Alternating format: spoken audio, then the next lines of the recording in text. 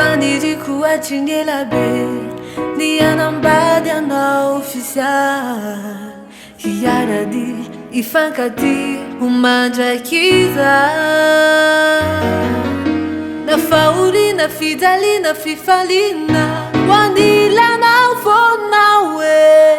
misocha zanari fanirikuzo tanteraka hiari fandumbuna utuka chanu milamina aitavuka tu sifasua vanandiamani cha mivabaka mangataka batu isi sampuna andelingelina nampisaraka tsikiaru na inu na iseu na inu changa zavunu na katianga fitiava na majakizai zaume kodo anila ngafona we na hafalina na haravuna anila ngawachane na fitalina na faulina pina sambacha anila no pina sambacha anila no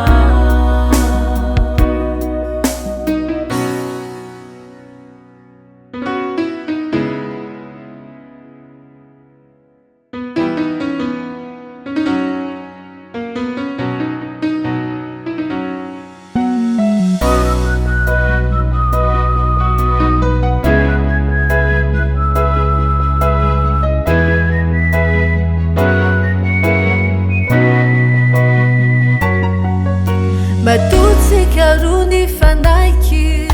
natamba chadamani cha numeni yaya no numeni andokuwa iyara kama jakidai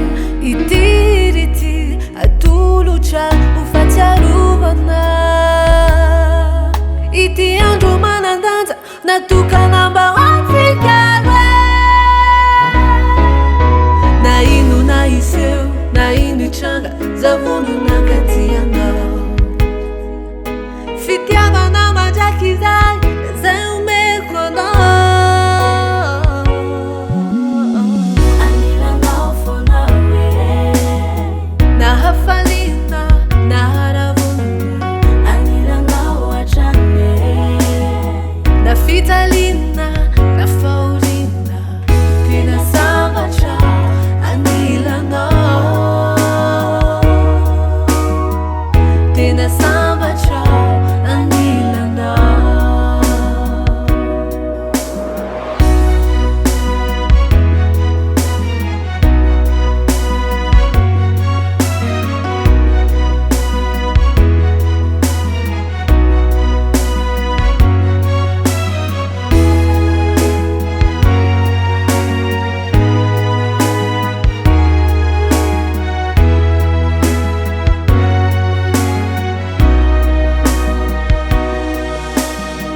anila ngafona we